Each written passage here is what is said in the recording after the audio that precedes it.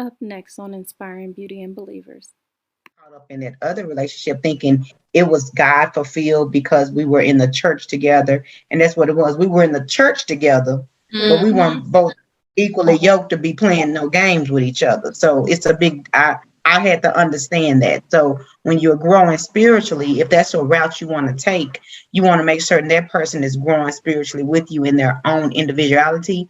But if one person is only coming to church or doing church because of you, Yeah.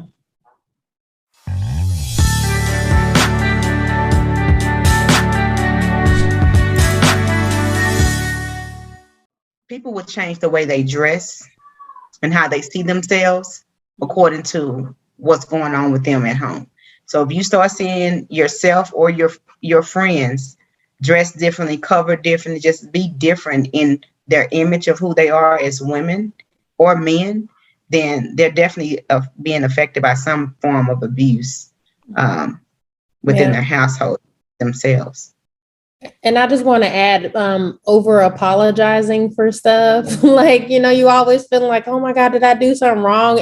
As soon as you open up your mouth and say something, you instantly start thinking, did I just do something wrong? Oh my gosh, what are they going to say? How are they going to respond? And all of that stuff, again, leading to that anxiety. I mean, I experienced blackouts and panic attacks. And I mean, I would just be at my work. I would be at work, just working, minding my own business. All of a sudden, I'm on the flow and I got the emergency personnel over me and they're like, what happened? I'm like, I don't even know what happened. If you start seeing somebody and their bodies responding, they overly anxious, always apologizing, like those are signs that you got to look out for, because should nobody overly apologize for anything about how they feel. They just always apologize and like, why are they doing that? That's why they're doing that.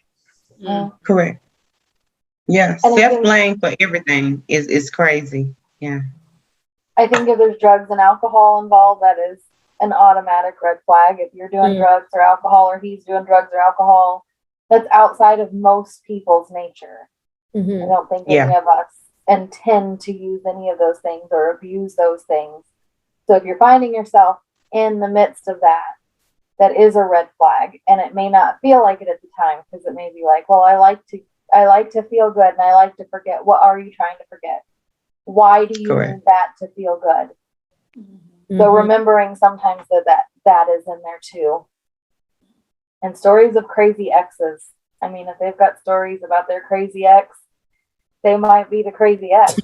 Exactly. Yeah. Why is your ex always the issue? You don't have no good relationship with any of your You exes. have no. Yeah, it's always the other person. Right. I like what Edwina said, when they're always making excuses about you being around other people, being around your friends, being around your family. And sometimes they may not even like complain. They may just, may be very passive, like, oh, well, you don't want to spend time with me. Oh, you don't have time to spend time with me. I just want to be around you all the time. That's somebody that's trying to pull you away from. It's okay to be all, in love and you like spending time with each other, but you should also be able to be around other people without feeling guilty. Like, oh, I can only be with you guys for like an hour or maybe 30 minutes. I got to hurry up and get back home because he misses me so much, or she misses me so much, because, it happens with women too. With men too. So you have to be mindful of those things. Something that an abuser does is they try to pull you. They'll try to pull you away from all the people that are around you to keep you by yourself, so you feel like you don't have anybody to reach out to. And then they also try to make everyone around you think that you're the crazy one. And so they look like they're the good one. And so when you start telling people this and this and this is happening, they're like, that's not happening. They're so amazing. So, so be mindful of those things. Another thing that I wanted to ask you ladies is, so after coming out of those situations, what did you learn about yourself? I know Jazz talked a little bit about, she realized, that she was very naive. But what did you learn about your self-worth, self-value, and how did you develop that so that you stop attracting or have better boundaries to not attract people like that? That's a loaded question. I know. I just boom. I'm gonna sip my tea.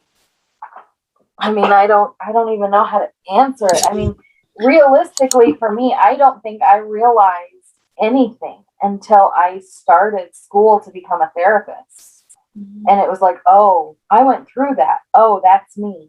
Oh, wait a minute. And then it was like, I need to get myself under control because I am seeking to help other people. I'm seeking to be a therapist. I'm seeking to be a part of somebody else's change. So I need to start taking care of myself. I need to start really looking at myself. I mean, before my first relationship that was severely abusive, I was in modeling school. I honestly walked around like I had no stinky boundaries. Like I thought I was everything to everybody. And I realized through looking back and doing the training that I was doing, yeah, I needed to be toned down a little bit. My ego was far too big to carry around, but I completely lost myself. And I didn't start really regaining myself until it was me wanting to help somebody else through it.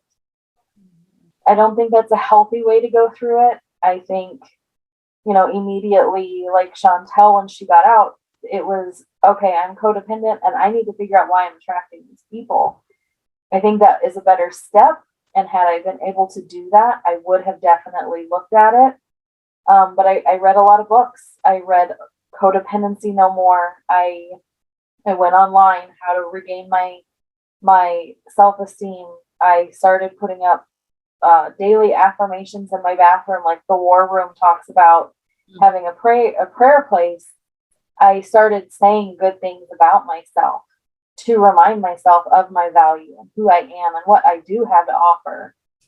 My ego is still in check, so I didn't get myself all the way back to that big head that I didn't need, but it was finding myself again. And it was so hard to figure out who I was and what boundaries I had. What will I stand for? And I think boundaries are a really, really important thing. We go through these experiences to teach us something. And it was, I'm not going to put up with this anymore. I'm not going to, if a man makes me feel small, I'm not going to stay with him. And I put all those things out. I actually came up with a list. I've had the same best friend since we were in kindergarten. And I sat down and I looked at all of the qualities that she had. What do I admire about her? And why have we been friends for so long? And so when I started to seriously consider dating again, I used that list. And I had started a relationship with somebody. I thought he was pretty cool. And he started complaining about my daughter. And it was like, no more. I'm done. It was easy for me to walk away. That boundary was set. And so then when I met my husband now, he met all of those things except for one. And it was one that it wasn't a red flag. He was financially immature. And that was something I could work with. He wasn't going to try to control my finances. I didn't want to control his. I just needed him to understand that if the lights go out, you have two little people depending on you. So you can't allow the electricity to go off anymore. And I just blatantly asked, is that something you're willing to work on? And he did. And he was able to show me, but I didn't ask him to work on it. I just said, are you willing to? I didn't want him to change for me, but I wanted him to be aware that this is my boundary. I'm not going to let my electricity get turned off. I have two kids that are depending on me, and buying the $200 pair of shoes isn't necessarily something that's in my budget anymore. And that's not something that's on my agenda. So I think creating that list was probably what helped me figure out who I was and what I stood for. It was those boundaries to bring me out of the codependency of trying to fix broken men when I was just as broken as they were. Correct. You dropped a whole lot of nuggets, and I hope y'all are writing these nuggets down. Listen, I'm gonna drop all the links to the books that she mentioned in the description box. But yes, Codependent No More is a great book. Boundaries is a great book, and they have different series of boundaries too. Boundaries in dating, boundaries with your own kids. You need boundaries with your family members sometimes, because some of y'all abusive relationships started with your family members, and then you still allowing abuse to happen with them. And that's why you keep attracting these other people. Anyways, anybody else want to jump in? Well, I was gonna say hurt people hurt people. So that was a thing I realized. Like growing up, middle school, high school, I was always one to be very aggressive, and I didn't understand why. And I just thought it was mainly with different leadership positions I was in, and just being the captain or the leader of this and leader of that. I had to be nice to my friends, but be this drill sergeant over here for these activities in order for us to be great. But I realized I was in the midst of all that hurt. And so I continue to feel in and be there to interact with other hurt people. And so that's why I started attracting all these hurt men, because I was hurt within myself. And so it wasn't until after my first marriage that I went to counseling and got in the root of what was going on with me and realized I wasn't that evil person. Like, it was just, I was upset and angry from things from my childhood and growing up that I really wanted. And so I set proper expectations for myself in the future. And so that's why I started leaning more, building a spiritual relationship. And, and then that's where I got caught up in that other relationship, thinking it was God fulfilled because we were in the church together. And that's what it was. We were in the church together, but we weren't both equally yoked to be playing no games with each other. So it's a big, I had to understand that. So when you're growing spiritually, if that's a route you want to take, you want to make certain that person is growing spiritually with you in their own individuality. But if one person is only coming to church or doing church because of you, that's not the man that God has called you to be with. He's just somebody God is probably placing your heart to just pray for him and keep on going. Pray for him. Pray for him and keep on going.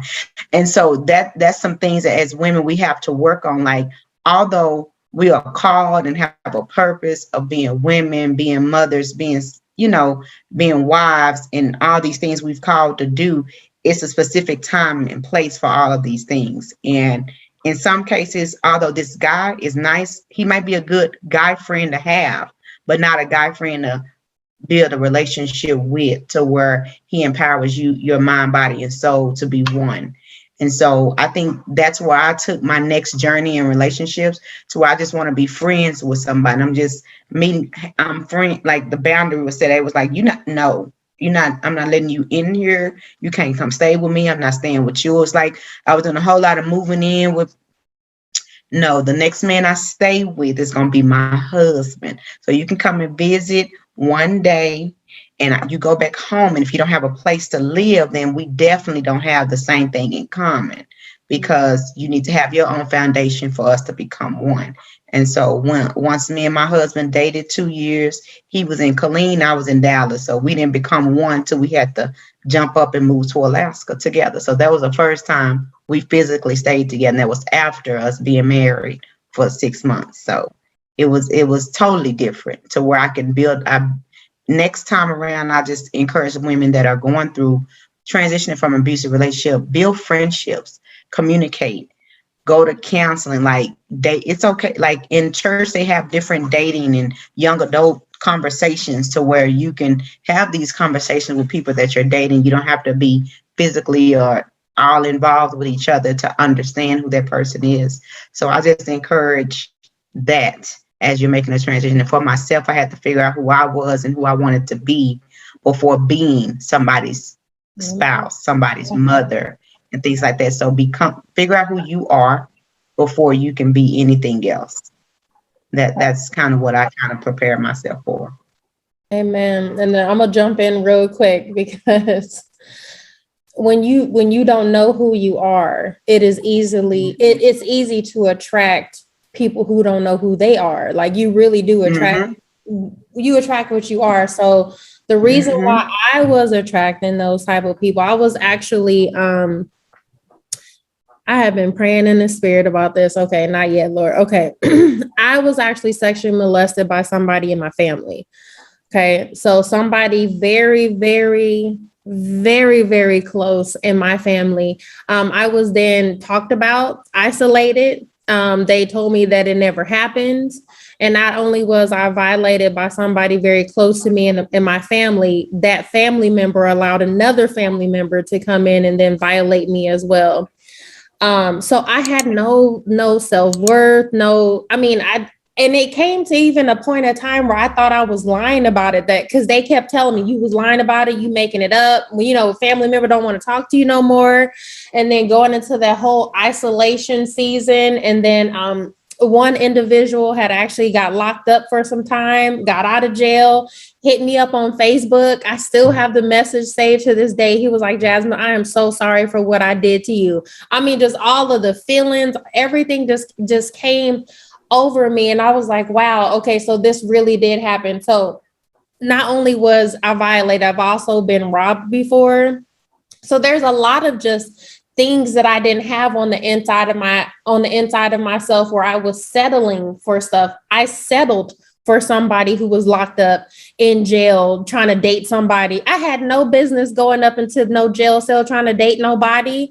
But I didn't know who I was. I didn't think that anybody would accept me, broken Jasmine, the one who's been raped, the one who's been, violated on numerous occasions, the one who didn't have no value, didn't have no worth, the Jasmine that didn't love herself. So that Jasmine gave herself to everyone. I was very promiscuous, starting off. I was told that, oh, sex is so good, it's all this. I didn't have that type of experience. Sex was awful to me. And so I was thinking, maybe you was the wrong one. Let me go to you. Let me see if it's actually you that I'm going to get this good sex from. No, it wasn't you. Let me go to this person and see, or are you the person I'm supposed to be getting? So that's that naive. I really thought that I could just hop from person to person to get this love, this fulfillment, this stuff that I was longing for, because I did want it. I wanted to be loved. I wanted to be accepted. So I was just really just throwing myself out there to anybody.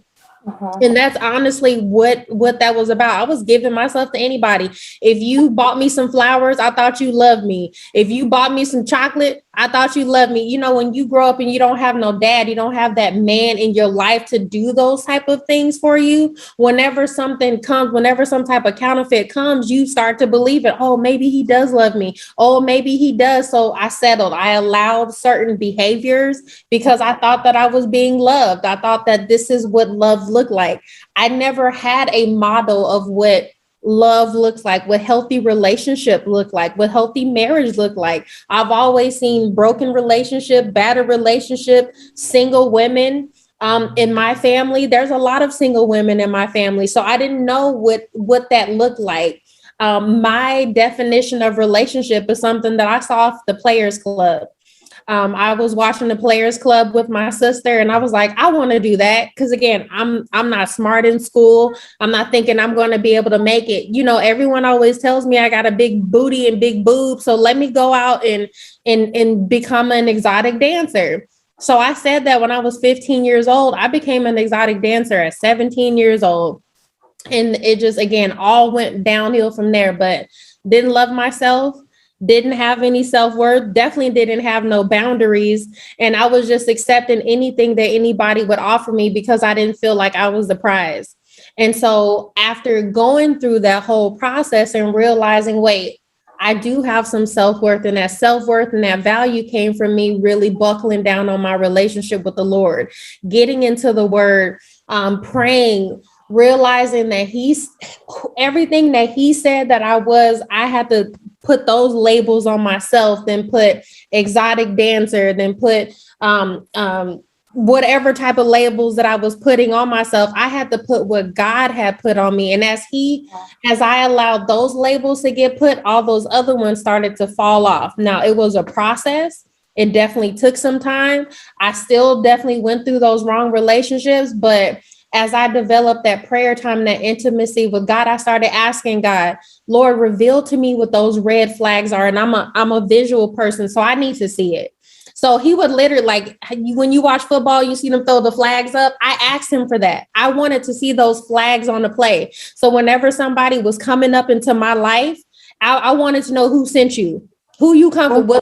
Are you from God, or are you from the enemy? And Lord, whenever you show me them red flags, I will not ignore them. I'm running very quickly. So once I got to that point where I asked him and I trusted that he would do that, it was about 7 men that came before my husband came. I mean, they was coming with it. Oh, I know you in church. I'll be a deacon for you. One guy told me he would go to church. And wait, so you don't want to have no relationship with God just for yourself? You just want to do no. And that's when I loved myself enough to say, you know what, this isn't right. One guy, I wanted to go to the Grand Canyon. I wanted to be celebrated. I like flowers, took me to the Grand Canyon, wined and dined me, then decided to take me back and tried to take me to the hotel. I was like, wait, flag on the play. Yeah, we're not about to do this, bro. Like, you almost had me. You was real close. Like, you almost had me with it. But God allowed me to see those things because I spoke it and I believed that he was going to do that. And I started to love myself. And once I started to love myself, I attracted men who loved themselves. And I attracted my husband who was believing in God for a wife. And I was walking in my purpose and falling in love with God. I didn't even see my husband, y'all. Like, I would look past him, didn't even notice him because I was so living in my purpose and wanting to do whatever God had put me here to do. And practicing that, healing myself and loving myself, I finally got to a place where I love myself. And that's when God brought my husband into my life. And even when he brought him, I kind of still rejected it because I'm like, Lord, me and you, we good. Like, I don't even need nothing else right now because I'm just really happy. I like our situation, what we got going on right now. And he was like, no, I sent you this man. I'm like, you sure?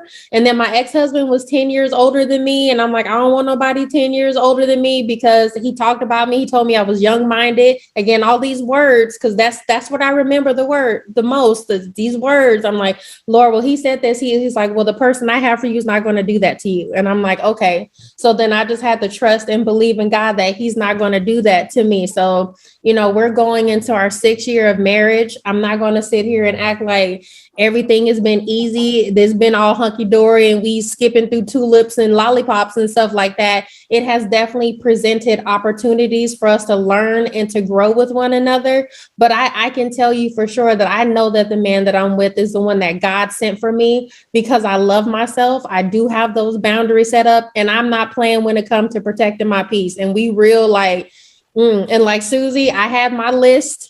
And I'm like, look, this is what I got. And seriously, when those men would come, oh, you don't want to pay tithes? You ain't the right one. And it took a lot for me to say, you know what, you kind of close and similar, but you don't believe in paying tithes. You don't believe in doing this. I got to let you go. You know, and it wasn't no hard feelings. You just not what I want. You know, no hard feelings. I think you're incredible for somebody else who maybe don't want to pay tithes, or you're incredible for somebody who is not going to love my kids as their own, you know, but you're not for me. And that helped me. That list helped me out so much to just bye-bye. And them flags on the play changed my life. Changed the game. I want to go back to the red flag thing because you kept saying flags, and if a man uses your religion against you or uses the church against you, that is a red flag. Mm-hmm. Like, yes, Lord. You should know that no matter what, God loves you. So if somebody says God doesn't love you, that's a red flag. Yes, he does. Don't let somebody lie to you like that. Yeah, man. And even with that, you made a point, Jasmine, about you were in a home without a father. And I tell people all the time, that's a great way that a lot of people roll to say, this is why we go through the things we go through, because you didn't have a father figure. I had a mother and a father in the household. My mother and father are married right now. That doesn't mean it won't happen, because you had this perfect picture at home. And I'm not saying my mother and my father's perfect picture is perfect, but this is as perfect as we can get it in America as we know today. But I still experienced it. And like I felt like I was so afraid to tell my brother or my daddy that they would hurt these men. And like when my family found out about the first one in college, I couldn't even blink fast enough. They all got into 2 separate trucks. All my boy cousins came to where I was at school, got all my stuff and moved it back in my old apartment. And I don't know what they told him. But whatever they told him, I didn't have to worry about it no more. But that is what I was afraid of. If I told somebody that literally loved me, that was a man, what was going on, that person would have came up missing. That's how I feel in my life. That was a big thing for me. Like, I was not about to let, I didn't tell my brother about till after it was already done. Like, I'm already out of the situation because I don't want you to go to jail. My uncle was like, how are you gonna call me? I got some people. I don't want you to go to jail. Like, I'm trying to keep my family out of jail. I'm trying to keep us safe. Right. I'm trying to protect y'all. So I don't need y'all to know that I'm being physically abused and I need help because y'all might kill the person. And I don't want that. I don't want you to go to jail. I don't want you to go to jail. Yeah. So it just, domestic violence has no boundaries. It has no symbol. It's nothing to prepare for. You cannot block it. It doesn't have a sign that comes to say, I'm gonna get this person, but not this person. It can affect us all in so many ways, form, or fashion. That's why there are so many signs of domestic violence. I mean, some of us may not be physically abused. Like we said, there's financial, mental, emotional, psychological. Like, there are so many ways to be abused. You can just, even as a child, we were abused, just getting hollered at for nothing. Like, and then our parents expect us to have that same interaction with our kids. And it's like, as much as we hate to realize, Miss Susie, that's the doctor, that's abuse. Like, we don't want to admit mom and dad was abusive to us, but they were. And so some of the things they said and did hurt us. And I tell people, either you're going to grow from those experiences or it's going to affect your life.